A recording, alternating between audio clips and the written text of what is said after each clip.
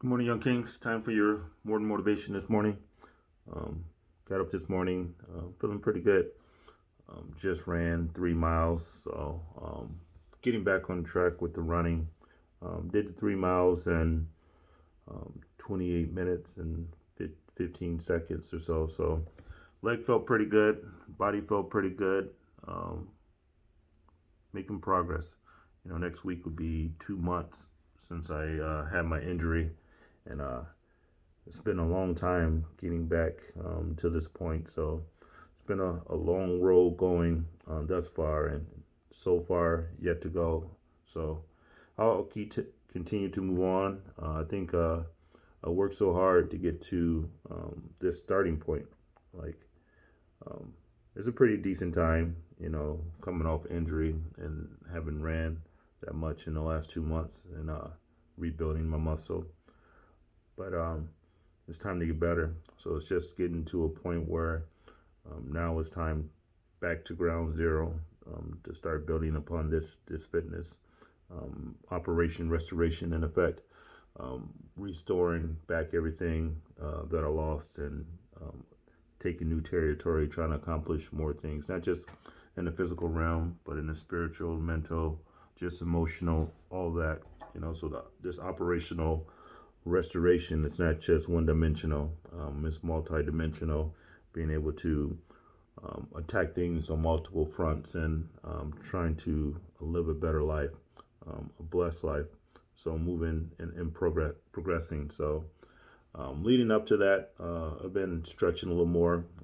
Stretching is one of those things that I had omitted and in my workouts. And as I get older, I realize that I need to prep my body more in order to have sustained energy to endure some of these activities that I'm doing, running, exercising, and a host of other things that I'm looking to get into. So, self care is definitely going to be one of those things that's essential to move on and move forward. So, like I said, I'm stretching more both before and after, and I think I'm going to get to a point where I do yoga or do something of that nature to improve my range of motion and improve my strengthening, and as well as for the meditation point of view, being able to sit and just contemplate things and analyze thoughts and just the whole mental aspect of sitting there and just going through those activities. So, as I mentioned, this Operation Restoration is like it's a self care thing,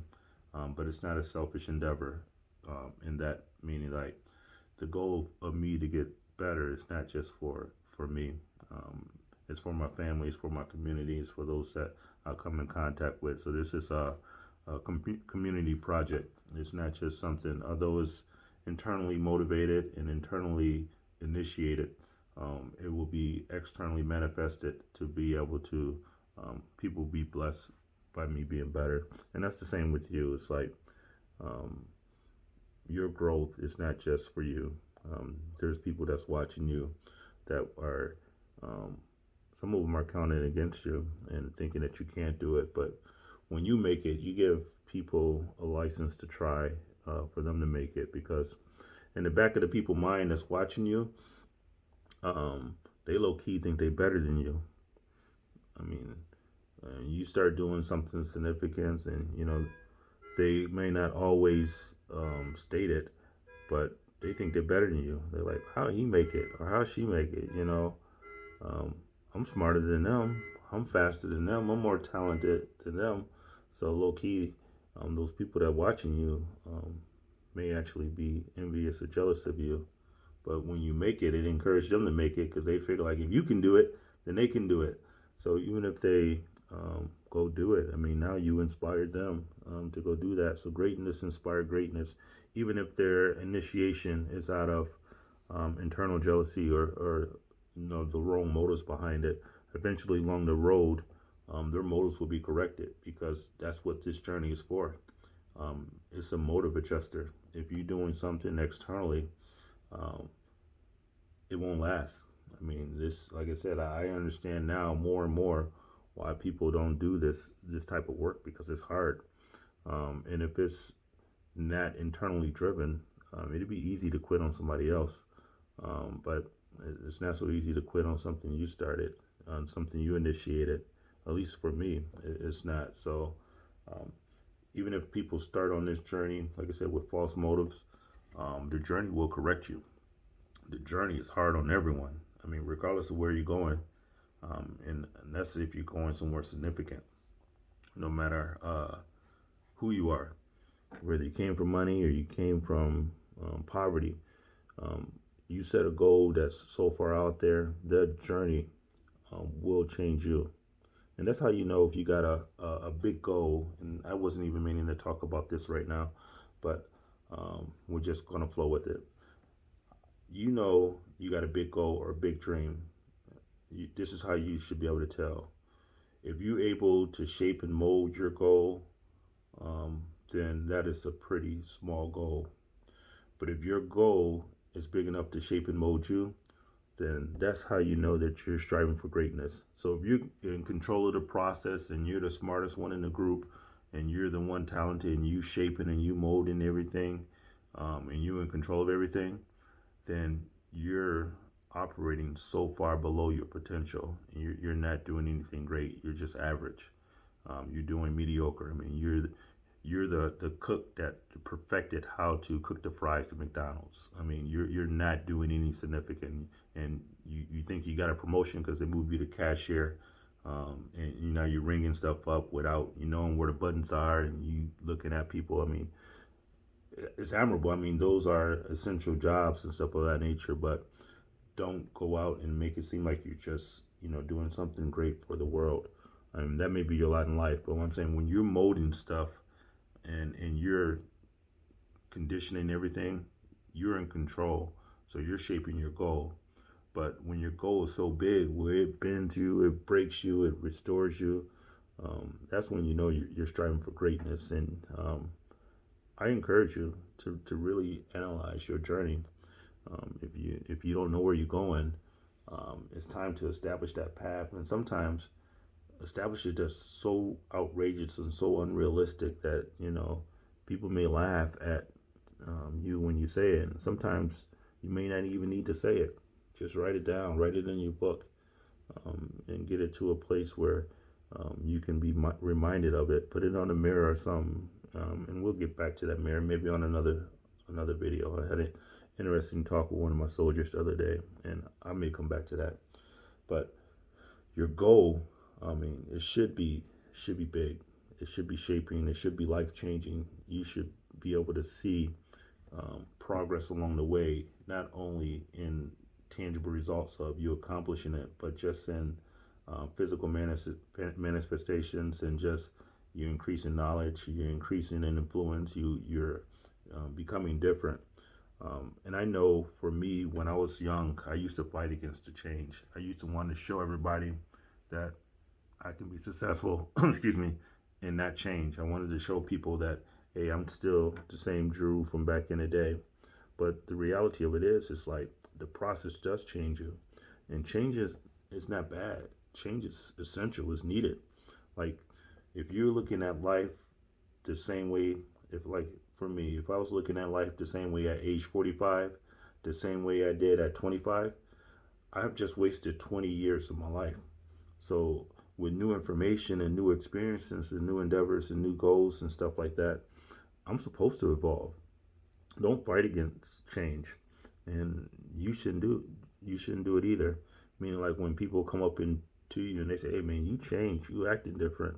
You gotta say thank you.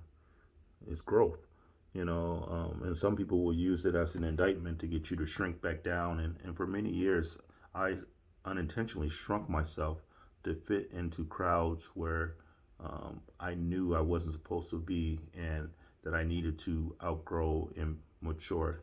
Um, but there's no more shrinking going on. It's not to say that I don't have friends that are not as driven and not as passionate about goals and development that I am, but I make them assimilate to me versus me assimilate to them. So it's like I'm okay with me being different. Like um, I'm a misfit. I wasn't created to fit in. I don't fit in a lot of places I go. It's uniquely different. So set your goal way out there. I was going to get to something in this video, and I guess it's a good segue for it, even though I didn't mean that long 10-minute intro. So yesterday at work, I finally got an email stating that my packet had been accepted to the Joint Leadership Board program. And that's where they, I don't know if you've been following these videos for a while, but a few months back, I put my application in for some assignments down in DC and abroad. So it's not just DC, it could be overseas or wherever it is. It's just a joint assignment, a leadership opportunity for senior leaders that want to expand their opportunity outside of their current sphere of influence. So it was a long shot. When I put my packet in, I was still a major. I was right on the cuffs of being promoted to lieutenant colonel. And I put it in thinking like, hey, it's an opportunity. It came across my desk, and it was like a 3-day turnaround. I think the packet came out on a Friday, and it had to be in by like a Monday or Tuesday of the following week. So that's the lesson too. Opportunities are never wasted. They're only transferred to people who are more prepared. So if you stay ready, you don't have to get ready. And the fact that it was a short turnaround, I had already had my records in order. So all I had to do was gather all the respective documents and then submit it for that particular packet. So live a life of readiness so you prepare for opportunity. When opportunity comes, they don't want to hear what you're about to do or what you were thinking about doing. You need to be able to present what you have done. Now, there's an element of potential that's in there as well, but you need to be able to present some solid evidence that you're capable, competent, and willing to go and be able to be what they need in that position. So I had it together. I put my packet together, submitted it forward, and yesterday I got an email saying congratulations, I have been accepted to the program to be considered. I mean, that I didn't get a position. I mean, that's down the line. That's maybe a year or 2-year project thing. But I have been accepted. They accepted my packet for consideration. So now, over the next year or two, as assignments started coming up and it matched my skill set, then they'll re-engage and say, we got this opportunity at this location. Are you interested? But on there's like 3 tiers on there. There's a top tier, there's a middle tier, and there's a bottom tier. And that's how they go about doing the rankings and stuff of that nature. And mine was a bottom tier, and I was a little humbled by that, being in the bottom of the pool of applicants that were considered. And I have a pretty solid resume, multiple deployments overseas. I was in Africa 3 years at the U.S. Embassy. Been in Afghanistan 18 months, Kosovo another 18 months, and that's the full deployment leading up and then going out. I think the boots on ground in Afghanistan was only 12 months, and the boots on ground in Kosovo was only 12 months.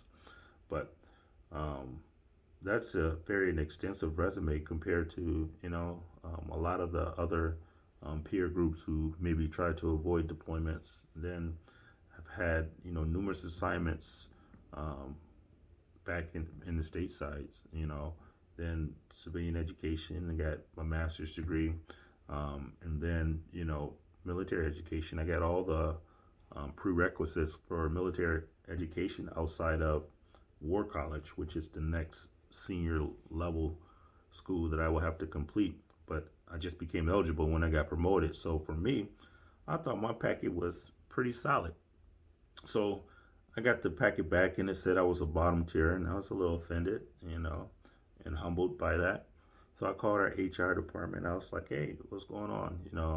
Looking at my packet, yeah, it says congratulations, but at the same time, it says bottom tier. What's going on? And the chief in HRO, she said, hey, sir, this is a big deal. She says, as junior as you are, I mean, you just became a lieutenant colonel, and you're competing against the 54 states and territories of everybody else who applied, and they are senior, meaning that you are at the very beginning stages of this, and you got people that's ready to be 06 colonel and colonels that are trying to apply for this thing to become generals. So for you to even be considered at this stage is a compliment to you. So, and I know we have been talking about perspectives. I know when something bad happens or when you perceive something, you can run one way with it. So I had a perspective like, man, how am I at the bottom? How do I get to the top? How do I not be associated with being on the last tier? And um, that was one perspective. But she opened my eyes to another perspective. Like, hey, this is the beginning. And she went on. She said, hey, you're tracking. You're in command now. So next year, when they do look at it again, you're going to have an evaluation of being in command.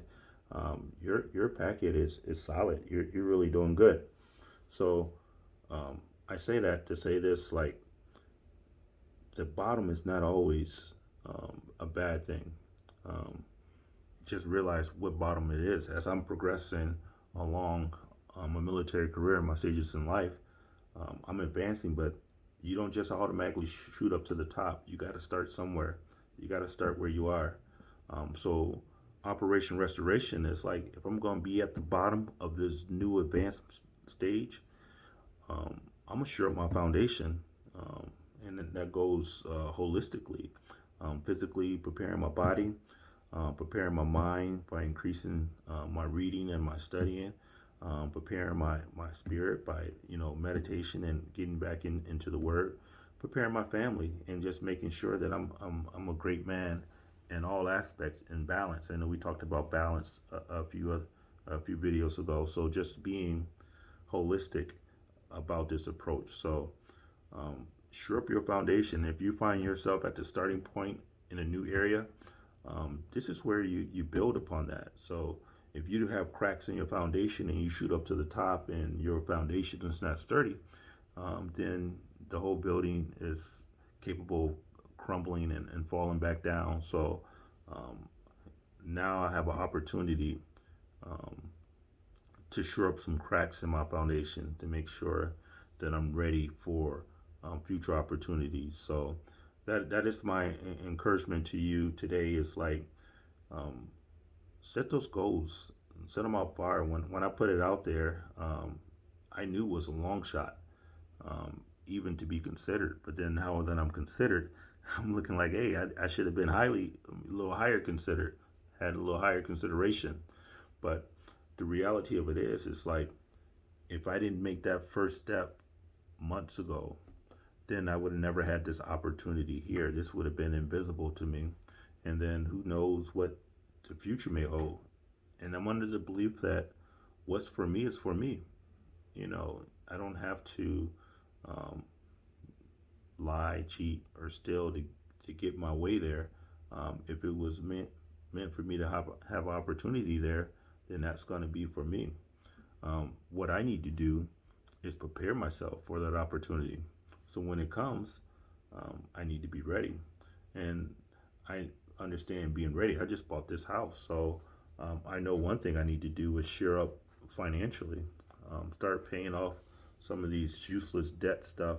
And I don't have a lot of debt, but I need to be more fiscally responsible with my resources because I plan on keeping the house. So if they send me out of state to DC and other places, now I got another payment, and I'm already paying for two houses. I got the house over where my family's staying at because going through the separation and divorce still, and then I have my house here that I'm paying for. So that's already two houses now.